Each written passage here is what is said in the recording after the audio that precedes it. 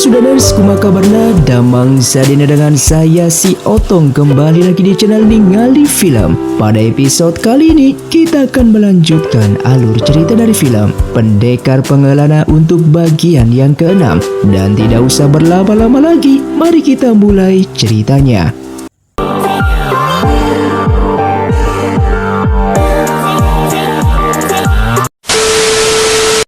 Film pun dilanjutkan dengan diperlihatkannya Fan Xian yang beristirahat di sebuah penginapan. Lalu secara diam-diam Xiao En sedang mengasah sebuah bambu kecil menggunakan rantai yang mengikat tangannya tersebut. Setelah itu Fan Xian masuk ke dalam dan ia hendak mengobati racun di tubuh Xiao En dengan menusuk jarum ke tangannya. Setelah melakukan hal itu, Xiao En sesaat mulai lemas dan Fan Xian lalu mengambil bambu yang telah diasah oleh Xiao En. Dengan melihat hal itu, Fan Xian mengingatkannya supaya jangan bertindak macam-macam. Lalu setelah itu Xiao En mencoba menggunakan tenaga dalamnya yang secara perlahan sudah mulai sembuh. Ia pun mencoba menggunakan tenaga dalamnya untuk mengeluarkan racun dari tubuhnya tersebut. Keesokan harinya perjalanan kembali dilakukan dan Fan Xian memasuki kereta kuda Sili. Dengan melihat Fan Xian yang begitu kelelahan, Sili berinisiatif untuk memijit kepalanya. Sambil memijit ia mengatakan semenjak Fan Xian menjaga hidupnya dan menyelamatkannya kemarin, ia tidak tahu perasaannya saat ini tiba-tiba seperti menyukainya. Sambil menghela nafas, Fan Xian meminta Sili untuk berhenti memijit. Ternyata ia sudah tahu Sili mengatakan seperti itu hanya untuk membuatnya senang karena ia tahu di tangan kirinya terdapat jarum dan seketika Fan Xian langsung memegang tangannya dengan sangat kuat.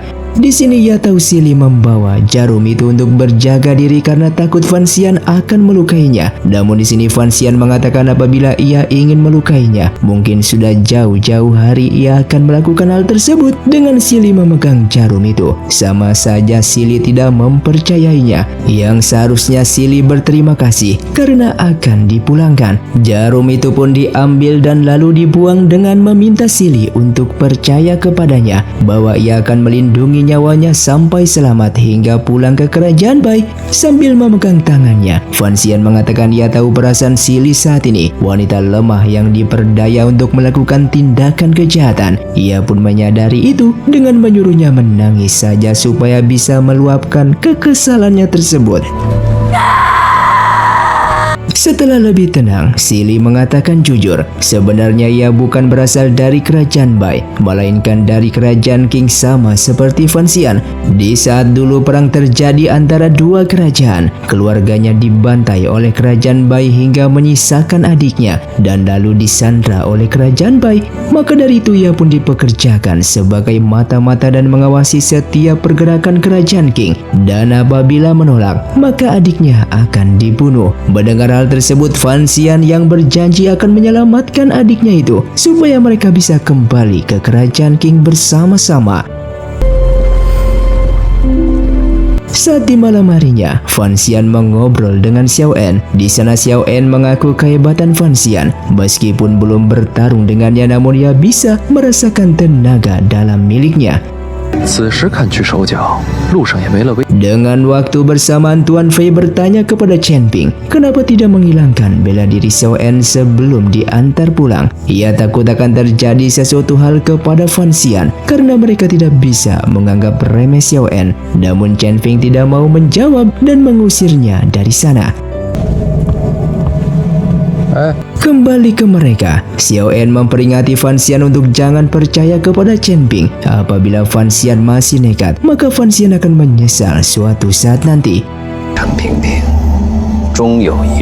Lalu terlihat Chen Ping dihampiri oleh pemimpin pasukan hitam. Ternyata Chen Ping berbohong yang sebelumnya mengatakan akan mengirim pasukan hitam untuk melindungi Fan Xian, yang ternyata pasukan hitam miliknya sudah ia tarik kembali dan kini Fan Xian tidak ada pelindung. Pemimpin pasukan hitam bertanya apabila di sisi Fan Xian tidak ada pelindung, sama saja mereka mendorongnya ke dalam jurang kematian. Ia pun bertanya apa yang sedang direncanakan oleh Chen Ping dan di sini Chen Ping tidak mengatakan apapun dengan memintanya untuk melihat saja apa yang akan terjadi nanti. Lalu kita pun diperlihatkan seseorang yaitu Sang. Ia pun membawa pasukannya dan mulai bergerak untuk menjemput Xiao En. Keesokan harinya Fan Xian memanggil Gauda yang merupakan pasukan milik ayahnya yang menemaninya saat ini. Fan Xian meminta Gauda untuk membantunya melakukan sesuatu hal, yaitu membawa Xiao En kabur dari sini. Ternyata ia melakukan itu karena Fan Xian teringat perkataan Paman Urzu kalau Xiao En memiliki hubungan dengan ibunya. Dengan bertanya kepada Xiao En, ia berharap bisa mengetahui sebuah informasi terkait ibunya. Fan Xian di sana berkata, alasan ia ingin membawa kabur Xiao En karena seseorang yang bernama Sang adalah anak angkatnya yang kini pasti akan menyelamatkan ayahnya tersebut, dan Fan Xian mau Gauda menyamar menjadi Sang, anak angkatnya Xiao En, dan membawa Xiao En pergi dari sini. Lalu terlihat anak buah Fan Xian menyamar menjadi pasukan milik Sang, anaknya Xiao En, dan datang ke sana untuk menyelamatkan Xiao En. Lalu mereka pun hendak kabur. Fan Xian yang melihat itu pun berusaha untuk menghalanginya. Itu ternyata rencana yang sengaja dibuat oleh Fan Xian. Setelah melihat Xiao En pergi, Fan Xian pun memerintahkan pasukannya untuk mengejar. Sedangkan Xiao En yang berhasil kabur tiba-tiba terjatuh akibat terkena jebakan yang dipersiapkan oleh Huang.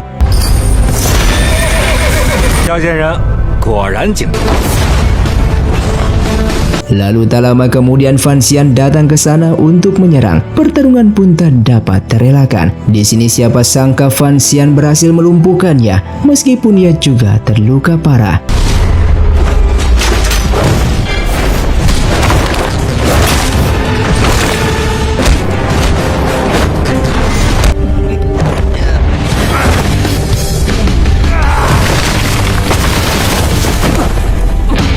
Melihat hal itu, Xiao En menyadari apa yang dilakukan oleh Fan Xian saat ini untuk menghindari. Dengan waktu bersamaan, Bao Kun selama ini mengikuti Fan Xian dan berencana untuk membunuhnya. Ia pun melihat pasukan yang mencari keberadaan Xiao En, yang dimana pasukan itu milik Sang. Di sini Xiao En lalu bertanya apakah Fan Xian berasal dari kota Danzhou. Fan Xian pun membenarkan hal tersebut dan ia besar di kota Danzhou bersama neneknya. Xiao En menjawab ia tahu tempat tersebut dan pantas saja seperti tidak asing melihatnya. Perkataannya itu pun membuat Fan Xian bertanya-tanya maksud dari omongannya itu. Namun secara tiba-tiba Haitan mendatangi mereka.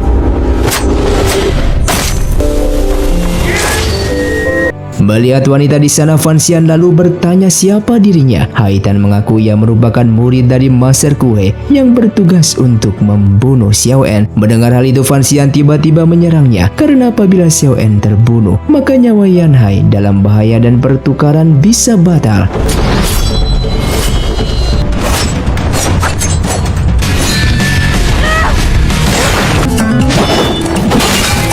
Lalu sesaat Fan Xian menghentikan pertarungan itu karena kelelahan. Ia pun mengakui kehebatan dari Haitan, salah seorang pendekar bela diri tingkatan ke-9. Namun tiba-tiba seseorang menyerang menggunakan anak panah yang langsung dipatahkan oleh Haitan. Mereka pun dengan segera bersembunyi. Yang ternyata orang tersebut adalah Xiaoyi yang berusaha membunuh Fan Xian bersama Xiao En. Lalu sang anak angkatnya Xiao En datang ke sana bersama pasukannya yang berniat menyelamatkan ayah angkatnya tersebut, sehingga Fan Xian bertarung melawannya. Karena kelelahan, Fan Xian pun sedikit kewalahan untuk melawannya.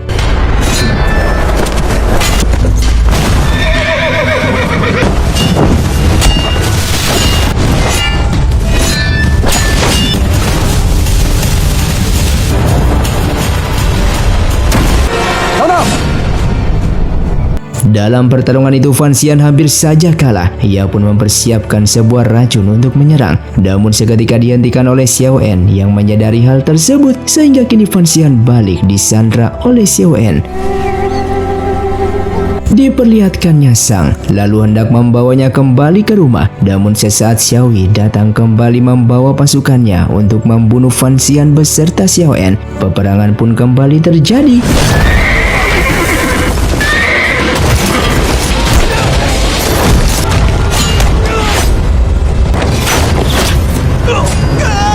Sesaat anak buah Bao Kun memanfaatkan kesempatan untuk membunuh Fan Xian dan Xiao En. Bahkan Bao Kun juga hendak dibunuh, namun dengan cepat diselamatkan oleh Fan Xian.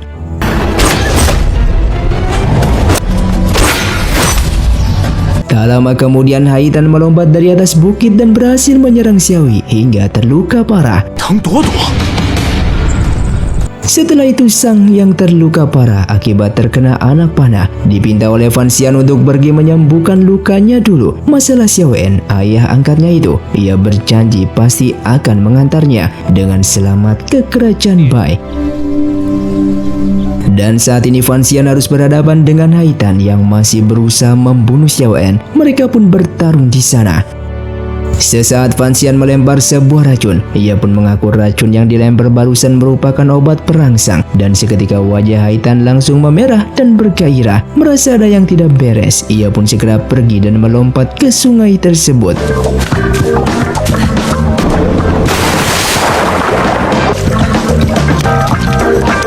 Singkatnya Fan Xian menemui Bao Kun dan bertanya kenapa mengikutinya. Bao Kun menjawab ia ingin membunuhnya atas tuduhan yang menyebabkan ayahnya dipenjara. Fan Xian menjawab itu bukan ulahnya, namun ia bisa membuat ayahnya bebas dari penjara. Namun dengan satu syarat, Bao Kun harus melakukan sebuah tugas, yaitu membantu menyelamatkan Yan Hai. Mendengar hal tersebut, Bao Kun lalu setuju asalkan Fan Xian menepati janjinya. Setelah itu Sili tertawa melihat Fan Xian membawa obat perangsang. Namun tiba-tiba Xiaoyi kembali berusaha membunuh Fan Xian. Sili yang menyadari hal itu pun segera melindunginya. Dan di sini Sili pun segera diobati sebelum nyawanya dalam bahaya. Singkatnya Haitan yang sudah basah kuyup kembali mendatanginya untuk meminta pertanggungjawaban. Fan Xian lalu mengajaknya pergi. Setelah berada di tepi sungai, ia pun menjelaskan obat yang ia lempar tadi bukanlah obat perangsang nafsu, melainkan perangsang untuk menaikkan tenaga dalam seseorang. Namun efeknya memang terlihat seperti obat perangsang, dan mulai dari sinilah mereka semakin dekat satu sama lain. Sambil mengobrol, Fan Xian bertanya mengapa ingin membunuh Xiao En. Haitan pun menjawab ia hanya ditugaskan oleh gurunya untuk melakukan tersebut. Mendengar hal itu, Fan Xian meminta satu hal, biarkan ia mengantar Xiao En sampai ke perbatasan kerajaan Bai, karena tugasnya saat ini menukar Xiao En dengan seseorang yang bernama Yan Hai. Setelah hal itu selesai ia lakukan, maka terserah Haitan yang mau membunuh Xiao En atau tidak, itu bukan urusannya. Singkatnya perjalanan mulai kembali dilakukan, dan pada akhirnya telah tiba di perbatasan kerajaan Bai. Di sini Fan Xian mengatakan kalau mereka telah sampai dan itu adalah pertemuan terakhir. Ia pun meminta Sili untuk menjaga dirinya baik-baik. Fan Xian dan yang lainnya disambut oleh pengawal kerajaan yang bernama Zong. Tingkah dan sikapnya sedikit kocak yang membuat Fan Xian meragukannya yang merupakan pengawal kerajaan. Di sini Zong mengagumi puisi yang dibuatnya dan sudah tersebar sampai ke kerajaan mereka. Lalu Kasim wanita tua menjemput Sili untuk pulang. Melihatnya terluka, salah satu Kasim tua marah-marah kepada Fan Xian karena tidak bisa menjaga Sili dengan baik. Sedangkan Zong menjemput Xiao En. Ia pun mengaku adalah pengawal kerajaan. Xiao En menjawab ia tidak mengenal dirinya. Siapa sangka Zong tiba-tiba mematahkan sebelah kaki Xiao En dengan alasan agar tidak kabur lagi. Tidak hanya itu, ia juga menyeretnya dan dimasukkan ke dalam penjara besi yang sudah dipersiapkan. Melihat hal itu, Fan Xian menyadari perkataan gurunya yang saat itu Tuan Fei sempat mengatakan untuk berhati-hati dengan seseorang yang bernama Zong. Setelah itu nenek tua tadi kembali marah-marah melihat sikap Zong kepada Xiao En. Merasa kesal, Zong pun membawanya untuk mengobrol sebentar. Dan setelah itu Zong kembali sambil mengelap tangannya yang sedikit berlumuran darah. Fan Xian yang melihat itu semakin yakin Zong adalah orang yang harus ia waspadai, dan terlihat nenek tua yang tadi telah tewas terbunuh. Keesokan paginya mereka pun telah tiba di pintu gerbang masuk kerajaan Bai. Di sana Sang ternyata sudah menunggu. Ia yang merupakan jenderal kerajaan Bai berencana menyelamatkan ayahnya karena ia tahu Zong ingin memenjarakan ayahnya saat ini. Sesaat ia melihat ayahnya terluka parah dan kakinya patah membuat Sang menjadi murka kepada Zong. Di sana Zong mengaku ia melakukan semuanya ini atas perintah dari Ibu Suri kerajaan mereka. Apabila Sang melawan, sama saja melanggar perintahnya tersebut. Melihat semua kejadian ini, Fan Xian menyadari kerajaan Bai terdapat masalah internal dan ia pun meminta Huang untuk berhati-hati. Saat masuk ke dalam, Fan Xian mendapatkan perlakuan yang tidak mengenakan oleh warga setempat yang melemparnya dengan barang-barang. Di sini Fan Xian justru mengambil semua barang-barang tersebut yang nanti bisa mereka gunakan untuk makan malam. Setelah itu ia pun tiba-tiba naik ke atas kereta kuda sambil mengibarkan bendera kerajaan King miliknya. Ia pun menantang semua pendekar untuk bertarung melawannya. Siapapun yang berhasil mengalahkannya, maka ia akan angkat kaki dari sana. Melihat sikap sombongnya itu membuat warga setempat semakin membencinya. Satu persatu pendekar mulai berdatangan untuk menyerang, namun dengan mudahnya dikalahkan oleh Fan Xian. Lalu terlihat seorang pendekar tingkatan ke-9 datang ke sana. Ia bernama He Dao dan segera menyerang. Zong lalu menghentikan pertarungan tersebut karena mereka telah hampir sampai di istana. Fan Xian yang mendengar hal itu segera menurunkan bendera kerajaan King yang ia bawa. Lalu Huang bersama Gauda salut melihat Fan Xian bisa menandingi pendekar tingkatan ke-9. Dan sesaat Fan Xian muntah darah karena ia juga terluka akibat pertarungan tadi. Singkatnya, setelah tiba di istana, Fan Xian menghadap ke Raja Kerajaan Bai sambil memberikan surat dari kerajaan King miliknya untuk pertukaran. Ternyata rajanya seorang wanita yang bernama Zandao. Ia adalah raja muda yang baru saja naik tahta. Bukannya mengurusi masalah politik dan pertukaran, ia justru membahas Fan Xian yang hebat dalam puisi dan digelar sebagai dewa puisi. Ibunya yang merupakan Ibu Suri dan tepat berada di belakangnya segera menegur Zandao agar sikapnya lebih berwibawa.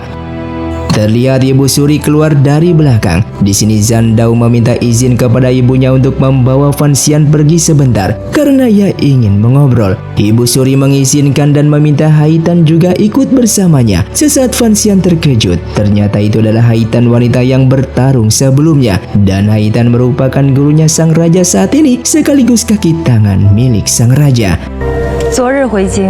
Saat berada di sebuah tempat, Zandao tidak henti-hentinya memuji Fan Xian mengenai reputasinya sebagai dewa puisi dan ia ingin belajar banyak darinya. Sementara itu Zong menemui Ibu Suri. Ia adalah kaki tangannya Ibu Suri yang sangat setia. Saat ini ia ingin menyampaikan pesan supaya sang raja tidak terlalu dekat dengan Fan Xian. Ibu Suri memintanya untuk tetap tenang. Ia yakin anaknya masih bisa menjaga jarak kepada Fan Xian yang merupakan orang dari kerajaan musuh mereka.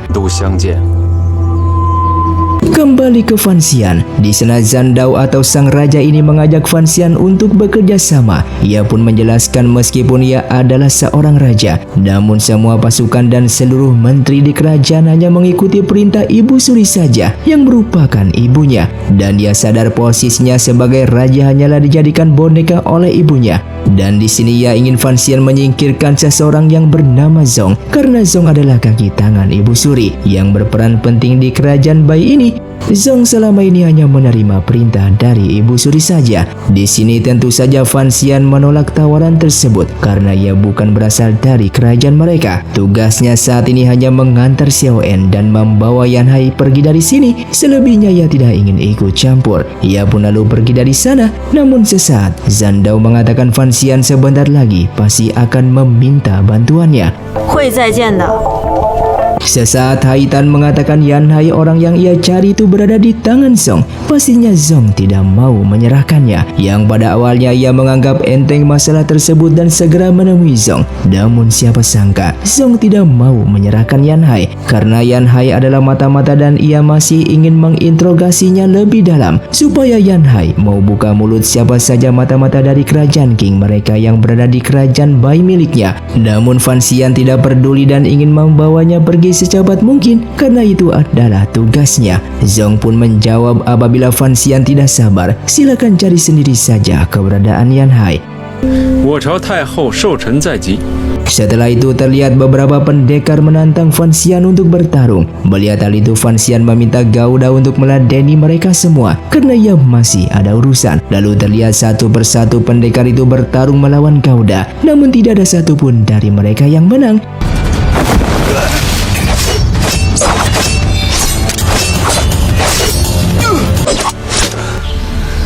Sampai-sampai antrian sangatlah panjang yang berisikan para pendekar dari kerajaan Bai yang ingin bertarung.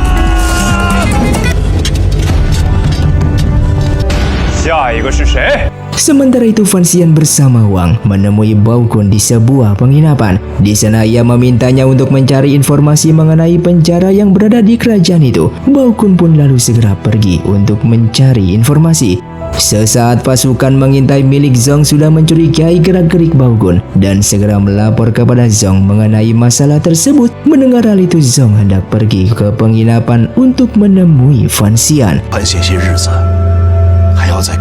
Sementara itu Huang melihat terdapat mengintai yang mengawasi mereka. Fan Xian yang sudah tahu akan hal tersebut, ia pun sengaja meminta Bao Kun mencari informasi penjara yang bertujuan supaya Zong menyadari pergerakan mereka. Dengan begitu Zong akan berfokus kepada Bao Kun, sedangkan mereka bisa mencari informasi penjara tersebut. Diperlihatkannya Bao Kun yang polosnya ini bertanya kepada warga setempat mengenai penjara di kerajaan mereka. Tentu saja warga setempat ketakutan dan tidak mau menjawab, bahkan menganggapnya orang gila.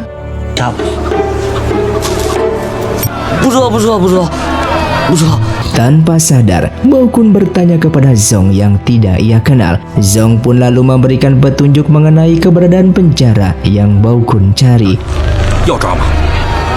Kemudian Zong pun mendatangi penginapan itu dan melihat Fan Xian sudah tidak berada di sana. Menyadari Fan Xian telah pergi, ia pun membawa pasukannya untuk meninggalkan tempat tersebut. Yang ternyata Fan Xian bersama Wang bersembunyi di balik tempat tidur.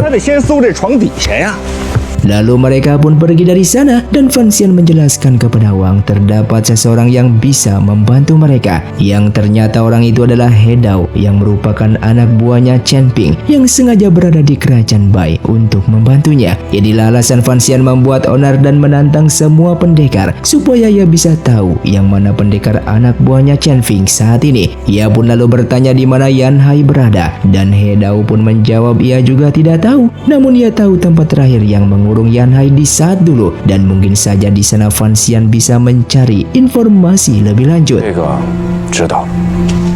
Singkatnya ia pun mendatangi tempat yang dimaksud oleh He Dao dan setelah masuk ke dalam ternyata Zong telah menunggunya. Di sana Zong mengatakan silakan saja mencari keberadaan Yan Hai karena tidak ada yang tahu selain dirinya dan apa yang dilakukan oleh Fan Xian hanya akan sia-sia.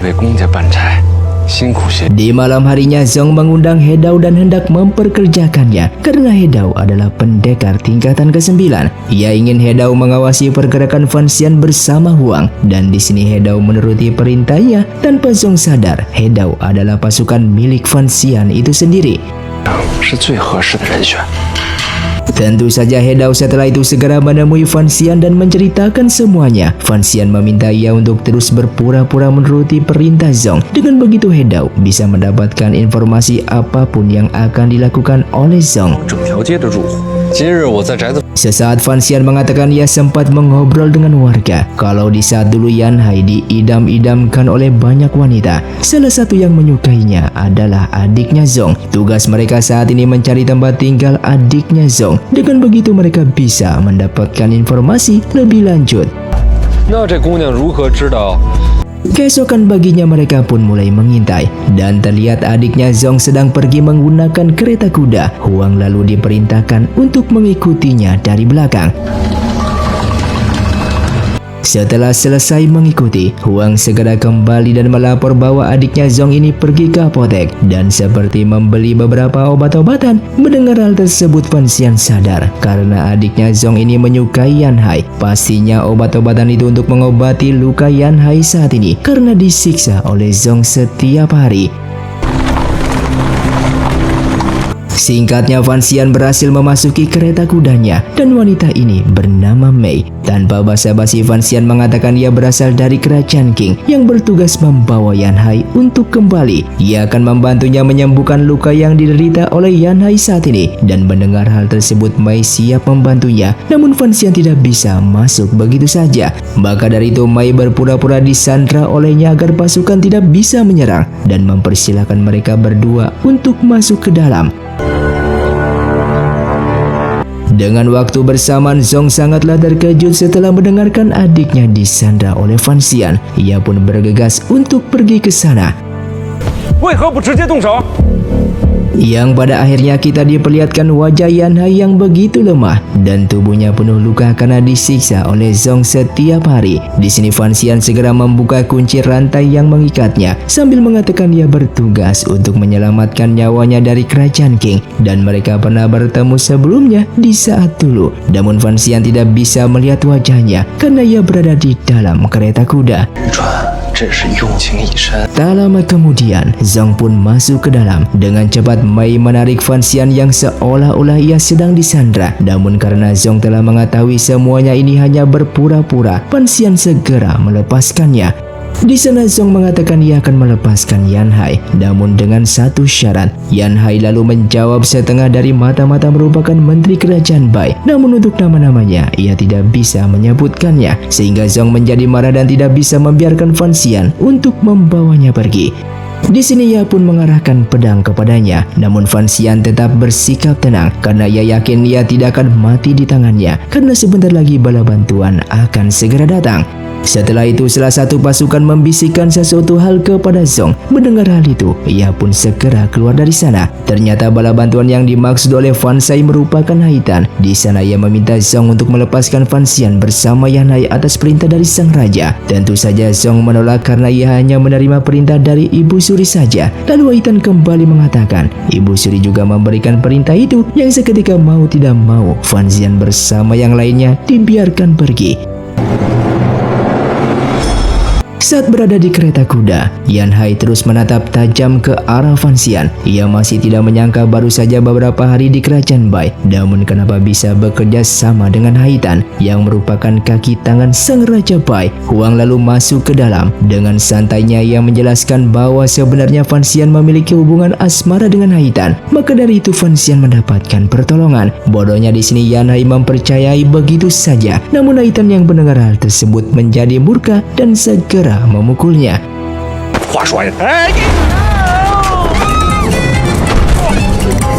Dan film pun bersambung. Terima kasih untuk kalian yang sudah menonton video ini sampai habis. Sampai jumpa di video selanjutnya. Saya pamit ulang dari Ningali Film. Saya undur diri dan salam Sundaners.